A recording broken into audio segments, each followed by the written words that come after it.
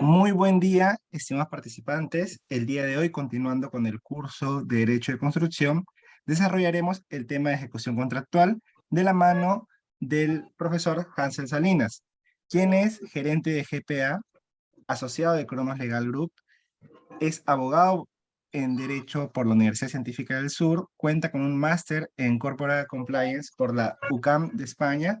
Asimismo, cuenta con estudios de construcción por la Universidad de Columbia y estudios de proyectos de inversión por la PUC de Chile. Estimado doctor, es un placer contar con su presencia. Le cedemos el uso de la palabra. Gracias, Fabián. No sé si me pueden ayudar con las diapositivas, por favor, para... Sí, claro, doctor, no hay ningún problema. Nos indica y vemos las diapositivas.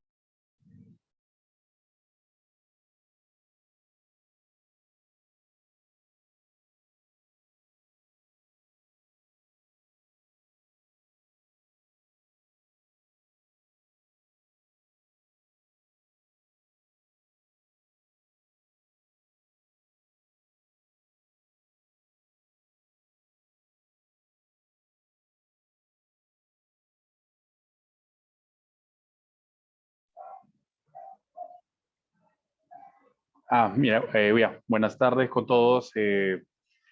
Perdónenme la postergación para empezar sobre el tema que tenía que dar, ¿no? En realidad he agradecido también con la invitación, con los doctores Fabián y Henry, ¿no? Que han apostado en esta oportunidad por invitarme a un diplomado tan importante como lo que es el derecho de construcción, ¿no?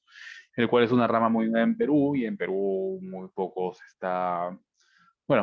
se va desarrollando hasta la fecha. No hay grandes referentes, ¿no? Sí, he visto litigios muy interesantes últimamente, ¿no? Y en algunos que he participado, incluso la semana pasada, ¿no? Hay alguna cierta técnica procesal, pero no en sentido estricto, no haciendo una determinación distinta, ¿no? En Perú hay diversos cuerpos normativos, como el Código Civil, que regula el contrato de obra, y tenemos la Ley de Contrataciones Públicas o la Ley de Contrataciones con el Estado y conjuntamente su reglamento, ¿no? Que regulan de una u otra manera el cuerpo normativo, la base que todo abogado, ingeniero va a seguir, ¿no? Para su uso, desuso y aplicación, ¿no? Entonces, por ahí nosotros vamos a tener un material de trabajo, ¿no?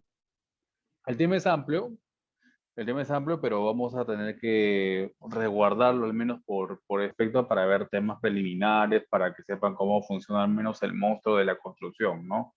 Cuando Perú aún no regula cuál es la pequeña, mediana y gran construcción, ¿no? Que también existen esas prerrogativas o el contrato de construcción minera, ¿no? Entonces, y diversos aspectos que se van a tocar, ¿no? Hay mucho más allá de lo que es la cuestión de la contratación pública, pero esa es la base, al menos donde la legislación local alcanza, lo de la que la legislación local al menos trabaja y tiene fuente de trabajo, ¿no? Más aún cuando vemos el tema de los arbitrajes o la JRD nos juntos, ¿no? Pero bueno, vamos a comenzar.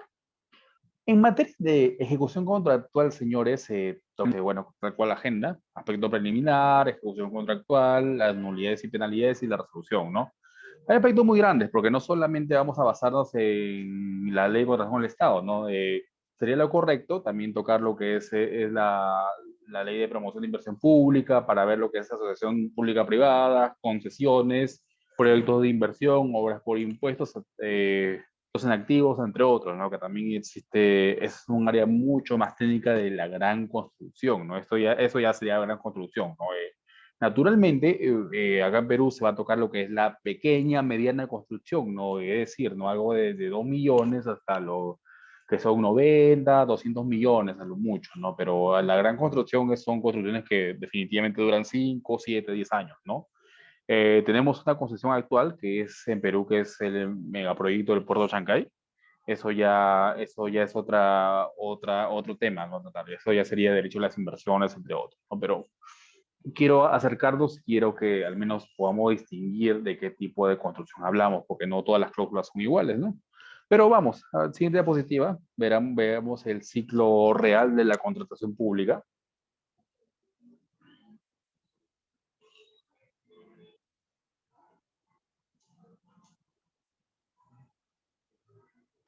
Bien, tal cual, este es un esquema global en realidad, el cual Perú puede ser técnicamente equiparado, se desarrolló como los actos preparatorios, el procedimiento de selección y la ejecución contractual, ¿no? Y el pago y resolución de controversias. Pero técnicamente, o a nivel back office y front office de un proceso de contratación público o contratación estatal, como le llaman en otros países, comienza con la solicitud, aprobación y preparación, ¿no? Lo que son preparatorios, todo lo que nosotros conocemos dentro de la contratación estatal, ¿no? Luego tenemos la publicación, la selección en ofertas. En Perú lo regula el sistema se hace, puede ser el 2 o el 3.0, el cual los postores ven las condiciones contractuales, las bases del concurso y hasta que hay ninguna fecha de presentación de oferta, ¿no? Entonces, el Estado, según las teorías de gestión pública, siempre te dicen, no buscamos nunca lo más barato, pero lo que busca el Estado es lo mejor, ¿no? Pero curiosamente siempre ganan por 10 o 20 céntimos, ¿no? Eso es lo que se dice a nivel pragmático, ¿no? Pero bueno, hay un registro de documentación donde todos los postores dan y postulan a una obra, ¿no? Que está muy de moda. Luego de esta aceptación de ofertas viene la tercera fase, ¿no? Esta tercera fase que sale la evaluación, la adjudicación y la firma de contrato, donde la entidad, cualquier entidad estatal va a revisar, ¿no?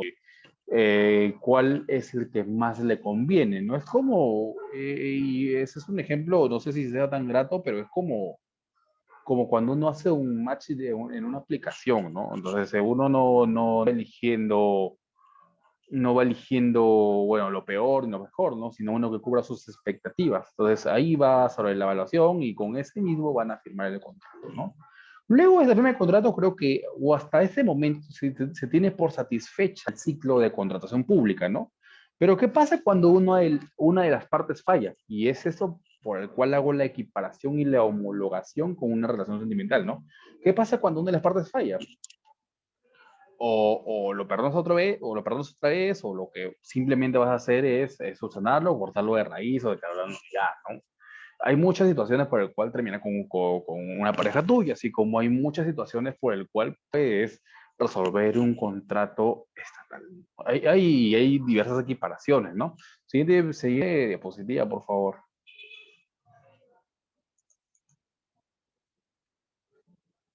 En la ejecución contrato, vamos a ver los aspectos, ¿no? Los aspectos formales del contrato, cuáles son las cláusulas de contrato, día, fecha, forma, el lugar de contratación, plazos de llamadas, pagos, ¿no?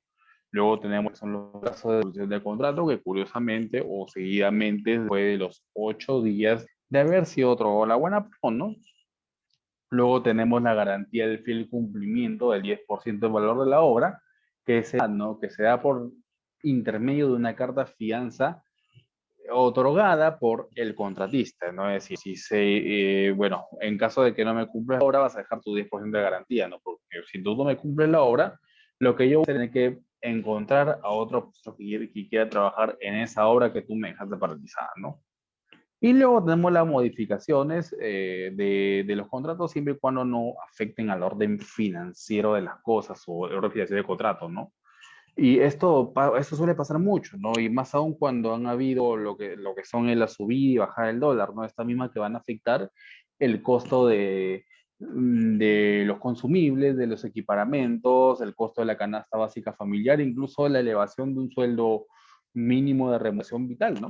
Y eso va a tener que influir mucho respecto a los acuerdos contractuales. Y siempre, curiosamente, las características que no afecten el orden financiero, pero los problemas reales siempre afectan el orden financiero, ¿no? Entonces, creo que en el temario hay un capítulo dedicado a la Junta de Resolución de Disputas, a la vía arbitral, entre otras, ¿no? Pero las modificaciones, en su mayoría, afectan al orden financiero, ¿no? Teóricamente tendría que ser una negativa, ¿no? Entonces, se basa al respecto y eso es lo que se hace respecto al tema de ejecución, ¿no? Por ejemplo, no hay un movimiento, por ejemplo, el Estado convoca un movimiento de piedra, por ejemplo, un traslado de piedra para material de construcción, pero sin embargo este contrato va a ser inviable y va a afectar el orden financiero, ¿no? Por causas imprevisibles. ¿Por qué? Porque simplemente el combustible en Perú se ha elevado a estándares exorbitantes, ¿no? Y les pongo un ejemplo que ocurre día al día, incluso las paralizaciones por parte de comunidades campesinas o comeros o otras personas también surgen estas circunstancias que en su mayoría también son no causas no imputables a nivel administrativo, ¿no? Porque al final de cuentas se va a basar por norma regulatoria o por derecho administrativo económico, ¿no? Como bien ahora le llaman. Siguiente diapositiva, por favor. Tocaremos el tema de las nulidades en materia de ejecución contractual, señores. Sigamos, siguiente. Bueno, la nulidad de oficio tenemos que entender que por teoría administrativa básica, la nulidad de oficio siempre la da el titular de la entidad, ¿cierto? Y la da incluso cuando ya se haya celebrado el contrato, inclusive cuando ya se esté ejecutando el contrato. Eso va a ser lo interesante del contrato de oficio, no es decir, no es, eh, la municipalidad contrata con la empresa constructora B, se cumple el contrato, pero después el titular de la entidad, y haciendo una investigación, una fiscalización posterior, como se le llama a nivel administrativo, revisa y esta persona que ha postulado a la contratación pública estaba impedida para contratar, quién sabe, por acto de corrupción, ¿no? Entonces, ya, pero, y el contratista dice, está bien, pero ese era tu deber, no de investigarme, ¿no? Yo ya voy 30 días en la obra. No, no, no, señor. La teoría del contrato de construcción pública, al menos, se refiere que incluso cuando ya se esté ejecutando la obra pública puede declarar la nulidad de oficio. Ahora la pregunta es, aun cuando el contratista ya esté en ejecución de obra y le declara la nulidad de oficio, ¿corresponde algún tipo de pago o estipendio? La respuesta puede ser demasiado variable, porque hay opiniones técnicas que mencionan que sí, como que hay otras opiniones técnicas que dicen que no, ¿no?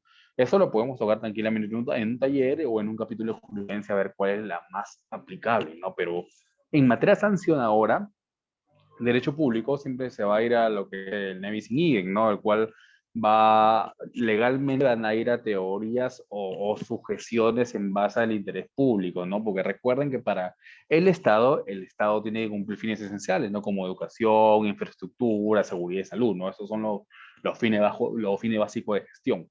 Pero sin embargo, van a tener que valorar eso y siempre va a haber un juicio de ponderación.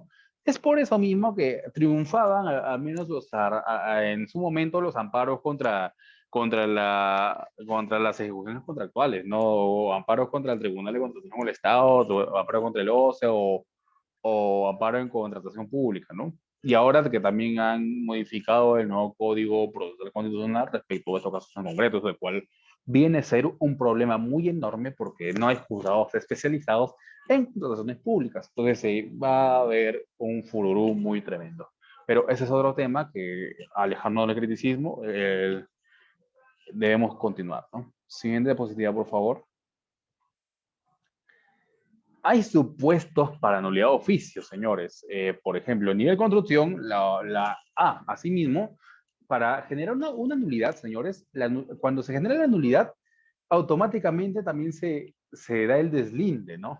Es decir, no importa que yo no te haya fiscalizado en su momento, ¿no? Ahora yo estoy subsanando mi error y al yo declararte la nulidad de oficio, lo que voy a hacer es deslindarme de responsabilidad a mí y a mi equipo, ¿no? Entonces, eso como pie de página hay un capítulo, al menos jurisprudencial técnico, a nivel OCE, o a nivel de Tribunal de Contrataciones que se le llama una cuestión de cláusulas exorbitantes, ¿no? Pues, que fácilmente, y bueno, si ustedes me lo podemos tocarlo en una sesión muy distinta, ¿no? Pero hay muchas otras nulidades que se ofrecen a la entidad, no tanto al privado, ¿no? Que puede llamar más contrato de obra, contrato de construcción, podría llamarse fácilmente contrato de adhesión, ¿no? Lo que es forma civil, lo saber bien por el mismo hecho de que no se puede negociar cláusulas, de hecho, ¿no? Es más, cuando uno hace una contratación pública ya hay cláusulas predeterminadas y lo que hace la entidad es, lo que hace el contratista o la constructora, lo único que hace es ver las cláusulas y ver los plazos y firmar, nada más, ¿no? Entonces, eso va a pasar mucho en la contratación administrativa, en la contratación estatal, ¿no? El cual muchas veces no es conveniente. Y si nos vamos a nivel político, ¿no? Tenemos, por ejemplo, el contrato de URE, ¿no? Que se viene casi como 5 veces, pero es por las cláusulas de adhesión, ¿no? El contrato administrativo es un contrato de adhesión estatal, simplemente, ¿no? Pero no soy quien para criticar esto a esta altura de las exigencias políticas o las coyunturas que vivimos viendo ahora, ¿no? Entonces, no viene al caso. ¿Ya? Pero cuáles son los supuestos para declarar nulidad de oficio? Por ejemplo, cuando hay gente impedida para contratar, cuando presentas documentos falsos, porque eso técnicamente se llama falta al principio de veracidad previa contradicción, ¿no? Es decir, ¿no? El contratista presenta un documento falso y bueno, ¿no? Después, en fiscalización posterior, el titular de la entidad se da cuenta que el documento es falso, ¿no? Y le dice, y por derecho de contradicción e igualdad de armas administrativa, el titular de la entidad tiene que darle un plazo para que conteste, no es decir, oye, tu documento es falso, y va a tener que decir sí, no, o callarse, no, o allanarse hasta que quede consentido todo el aparato administrativo, ¿no? Pero el tema del principio de veracidad simplemente es la presentación de algún documento falso, ¿no? Hay muchos nombres técnicos que le ponen a algunas personas para dotar su finura académica, pero hay que hacerlo lo más fácil posible. Luego tenemos la suscripción del contrato cuando ésta ya haya sido impugnada, ¿no?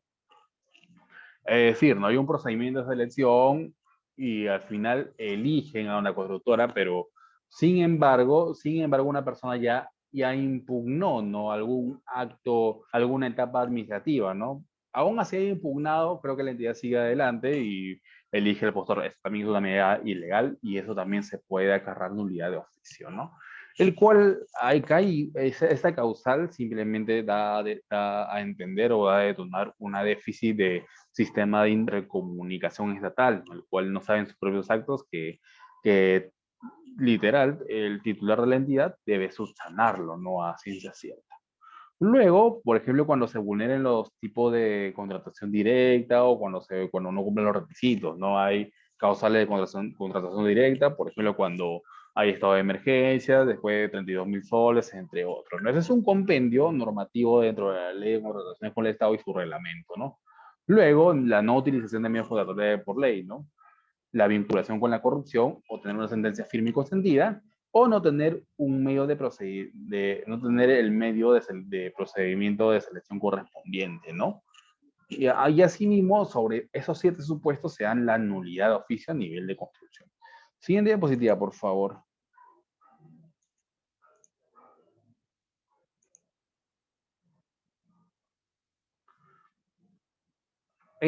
Ojo, el contrato nulo hace las cláusulas inexigibles en tanto sus obligaciones, ¿no? Eso es lo que se dice y eso es lo que cuestionaba yo hace rato, ¿no?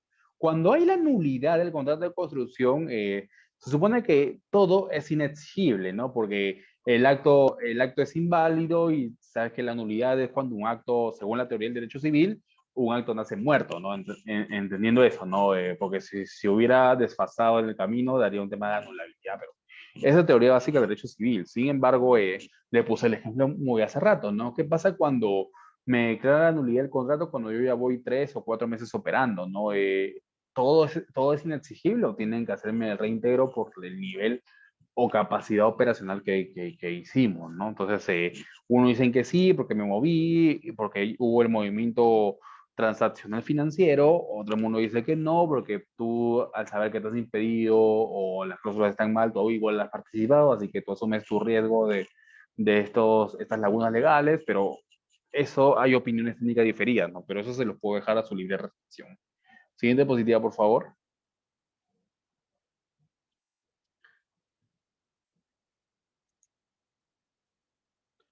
Ahora bien, hay un procedimiento de nulidad de oficio, ¿no? Que, por ejemplo, ¿no?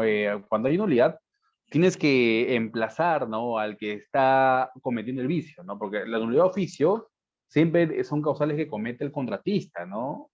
Y tienes que emplazar al viciante y decirle, no, oye, creo que estás incumpliendo en una causal de nulidad, así que antes de que te declare nulo, mejor te doy 5 días hábiles para que me puedas aclarar la situación, ¿no? A ver qué cosa está pasando.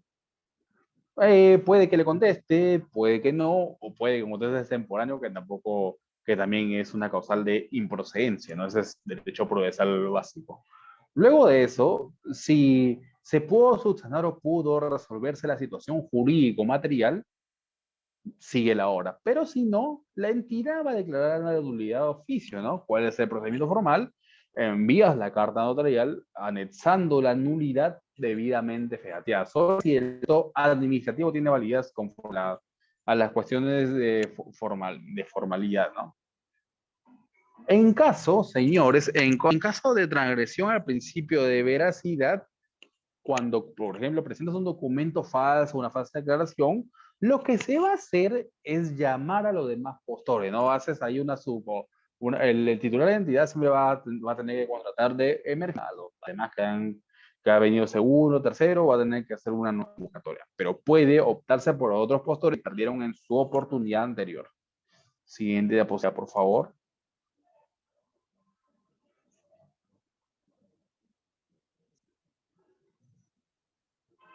Declaratorias de nulidad, estas de las que estamos hablando, tienen plazo de 30 días hábiles para que la fe pueda ser sometida a arbitraje, ¿no? Esa es la única manera el cual se va a hacer, ¿no? Siempre se puede ir a arbitraje, ¿no? Hay varios centros de arbitraje muy interesantes, hay grandes abogados, bueno, es un mercado muy chico para cuestiones muy grandes, pero hay 30 días para que la materia puede ser bajo la vía arbitral.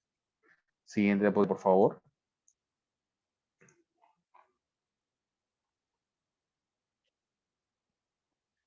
Bien, ahora respecto a la ejecución contractual tenemos también las penalidades, ¿no? Que bien tienen que darse en la dimensión de mora u otras penalidades, ¿no? Bueno, respecto a las penalidades se puede sancionar solamente hasta el 10%, ¿ah? Del contrato vigente en el extremo o en el extremo del ítem ejecutable, ¿no? Por ejemplo, acá les explico dos cosas, ¿no?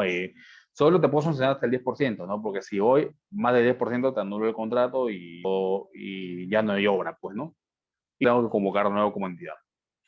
Pero también puedo dar la nulidad o puedo sancionarte respecto al ítem ejecutable, ¿no? Por ejemplo, ¿no? Yo no solo necesito obra de construcción, sino necesito equipamiento y equipo de supervisión y mantenimiento de obra por 2 años, ¿no? Yo te cumplo la construcción, pero no te lo como el mantenimiento, ¿no? Entonces, bajo el mantenimiento, te voy a atacar la penalidad, que puede ser 10% de ese pequeño ítem ejecutable. Incluso por la ropa de los obreros, incluso, bueno, hay gente que molesta por todo, en realidad. Siguiente diapositiva.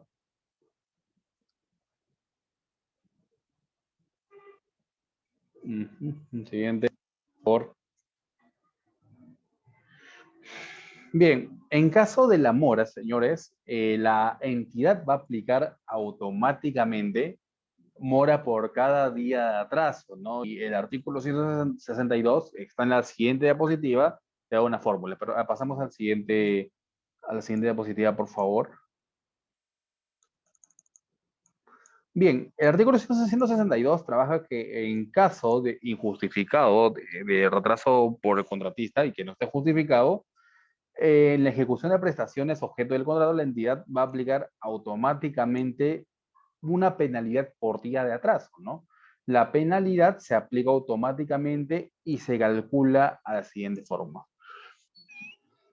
Dice que la penalidad diaria, ¿cómo se calcula? El 0.10 por el monto vigente entre, acá dice F, y la F vale un 0.15 por el plazo vigente en días, ¿no? Entonces, es decir, si la obra dura si la obra tiene 2 millones, por ejemplo, vas a multiplicar 2 millones por 0.10 entre 15 por los días que hayas faltado, ¿no? Y en base a eso va a salir cuánto es lo que estás pagando al menos por día, ¿no? Cuánto te va a salir, perdón, ¿no? Cuánto te va a salir el tema de las penalidades, ¿no?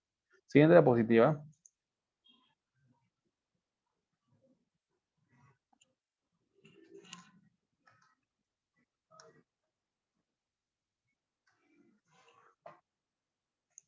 Entre otras penalidades, por ejemplo, eso sí, acá hay un test de ponderación legal, al menos dentro de las penalidades que deben ser objetivas, razonables, congruentes o proporcionales con el objeto de contratación, ¿no? Por ejemplo, no te voy a sancionar, no te voy a sancionar con 50.000 soles cuando hay una reparación en saneamiento de 500.000, ¿no?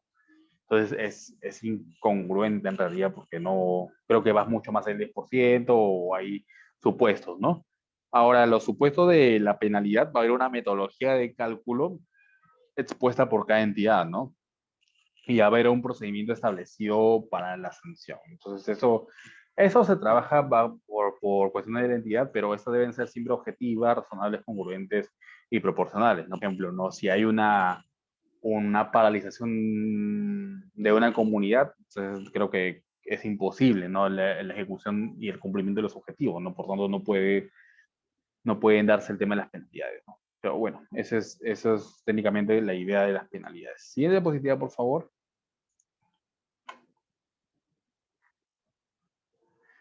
Ahora, las penalidades, a diferencia de las nulidades, estas pueden irse por mares, ¿no? Conciliación o arbitraje. ¿Hasta cuándo tenemos plazo para asumir el elemento por heterocomposición de las penalidades? Hasta antes del pago final. Hasta esa es la fecha para poder accionar lo que son las penalidades. Siguiente diapositiva, porfa.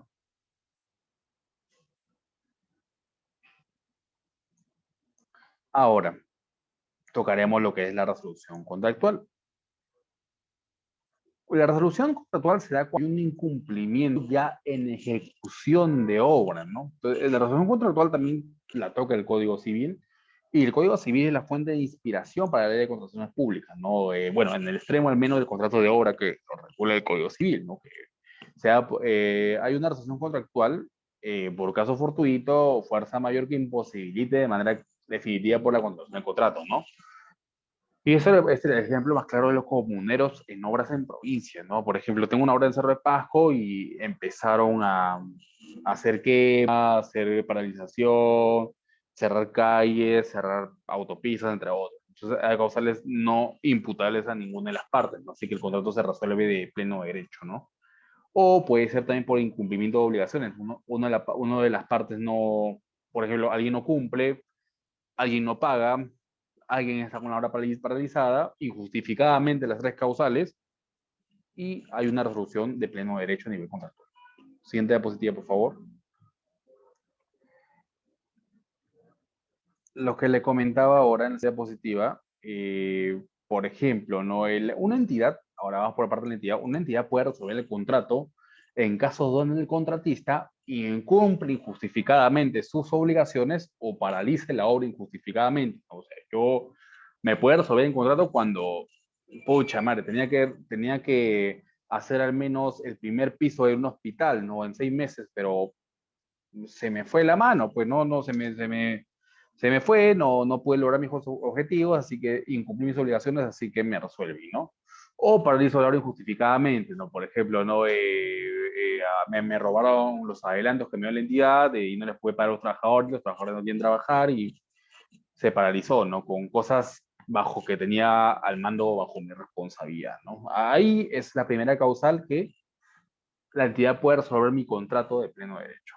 La segunda causal es cuando yo acumulo el 10% de penalidades, ¿no? Me han hecho las penalidades hasta 10 veces, me han dado 10 penalidades y todo eso, al final de todo, sumó el 10% del valor de la contratación. Entonces, como ya tengo el 10.5%, me dirán, cancel constructora, no podemos seguir trabajando porque ya acumulaste el 10% de las faltas, ¿no?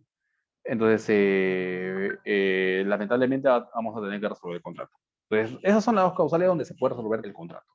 Siguiente diapositiva, por favor.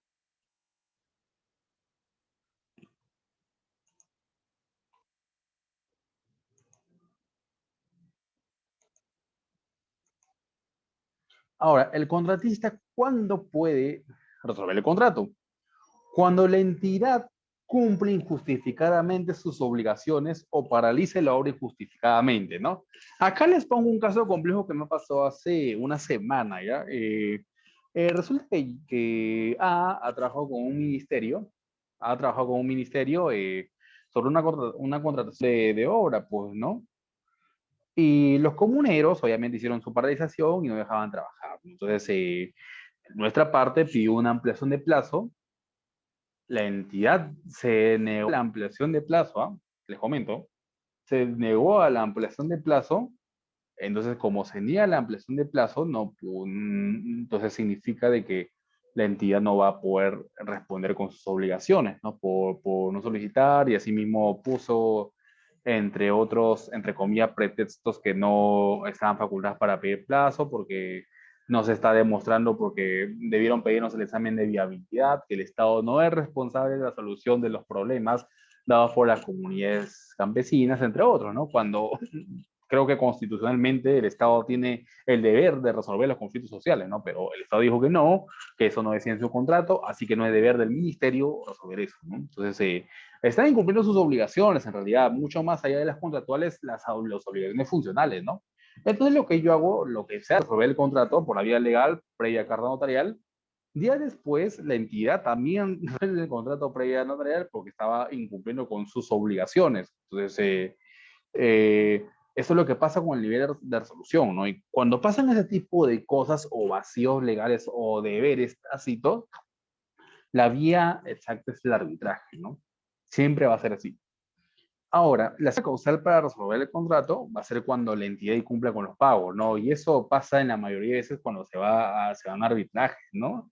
Cuando tienen que resolver esta controversia, ¿no? La entidad siempre tiene que cumplir con los pagos, ¿no? El Estado a veces se demora mucho en los pagos y es un poco terrible esa situación, ¿no? Siguiente diapositiva, por favor. Vamos con el procedimiento de resolución contractual ya para ir culminando. Bien, el procedimiento de resolución contractual se da por una carta notarial donde se da un plazo de 5 días para que puedan cumplir el contrato. La entidad obviamente puede resolver sin requerir cuando hay más del 10% de sus obligaciones en penalidades o cuando hay un incumplimiento irreversible, ¿no? Y esto pasó en unos hospitales, ¿no? En la etapa del COVID-19, cuando se le pedía con urgencia hasta tal fecha, pero no se pudo lograr irreversible porque lo que querías cumplir era satisfacer un interés público que más adelante, ¿no? Nosotros lo necesitábamos para ahora. Entonces, es reversible, había una entidad pública, así que te puedo resolver sin requerirte. ¿No? Entonces, en esas dos causales, puedo resolver el contrato a nivel entidad. Se puede otorgar, obviamente, un plazo de 15 días para poder responder en caso de obras, ¿ya? En caso de obras no son 5 días, son 15 días que podemos hacer. Depende la sofisticación de la obra, la complejidad de la obra y los sujetos intervinientes, ¿no? O respecto a las causas o las circunstancias del caso, ¿no? Y se va a comunicar, obviamente, la decisión de resolver el contrato, todo conducto notarial. Siguiente diapositiva, por favor. Así como hay resoluciones parciales, también hay resoluciones totales, hay resoluciones parciales, ¿no? ¿Cuándo puedo resolverte en parte del contrato? Por ejemplo, cuando el incumplimiento puede hacerle reclamaciones, ¿no? Por ejemplo, ¿no? Yo te pido que tus obreros tengan, por ejemplo, usen maquinaria del 2022, ¿no? Pero yo te traigo maquinaria de 2017, ¿no? Me hacen un inventario y dicen, te vamos a resolver en ese extremo, ¿ya? Pero tú con tu maquinaria, de repente tú las puedes cambiar o puedes comprar unas nuevas, ¿no? Pero te resuelvo en ese aspecto y yo no te voy a pagar por ese aspecto hasta que, no sé, hagas otra nueva contratación, ¿no?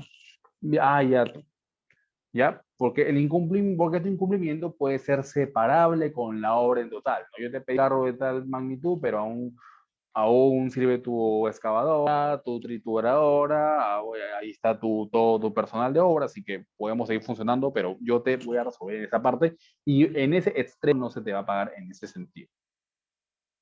¿Ya? Y viceversa, y viceversa en realidad, ¿no? Ahora, la resolución parcial también si la resolución afecta los derechos, o sea, si la resolución total afecta los derechos estatales, ¿no? Puse el caso del hospital, el hospital COVID, simplemente, por ejemplo, ¿no? Pedíamos la construcción de un hospital y ese hospital tenía que tener cuartos de cierto diámetro, pero habitaciones de cierto diámetro, pero se confundieron en el diámetro de las habitaciones hospitalarias, ¿no? No podíamos resolverlo totalmente, pero tendríamos que hacerlo en parte. ¿Por qué?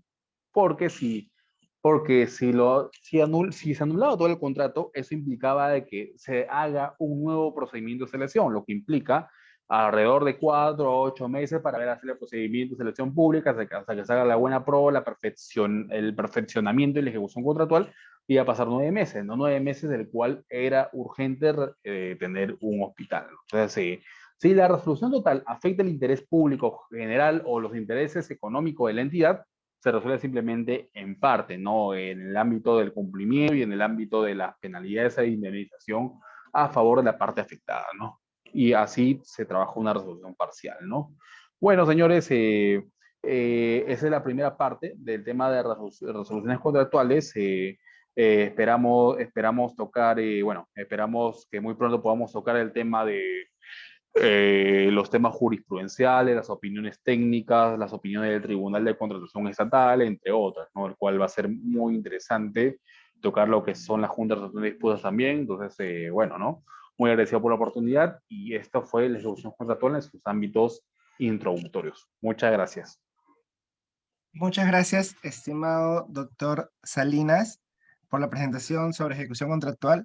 Por el momento solo nos han escrito una pregunta al interno, la cual está referida a lo siguiente. Doctor, muchas gracias por la presentación. Mi pregunta es la siguiente. ¿Cuáles son los problemas que puede detectar usted en la ejecución contractual, los cuales permiten que la corrupción se siga desarrollando por parte del Estado y los contratantes? Muchas gracias. Creo que la no, bueno, ese es un tema que emplazamiento de identidad, ¿no? Que es la indebida diligencia, ¿no? Y eso fue el ejemplo que puse, ¿no? Hay una empresa corrupta que puedes postulando, no si en alusión a nadie, postula, pero la entidad no se da cuenta de quién está postulando, ¿no? Así mismo le da la buena pro y después se da cuenta de que la empresa esta es corrupta, tiene sentencia firme y consentida, así que, y lo que va a hacer es hacer la nulidad de oficio, ¿no? El cual, el cual a diversos criterios pues, se le puede incluso pagar a la empresa, ¿no? Por haber trabajado esos días o por haber trabajado ese mes, ¿no? Entonces, creo que la de diligencia o la falta de política de cumplimiento preventivo, ¿no?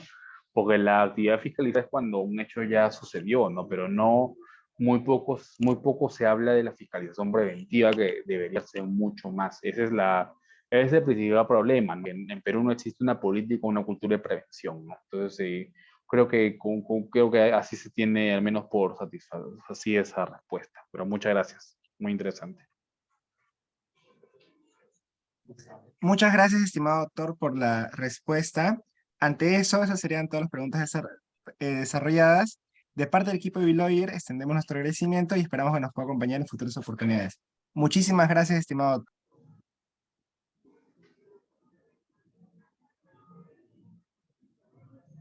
Muchas gracias, muchas gracias con todos. Muy buenas noches, estimado doctor. Buenas noches con todos.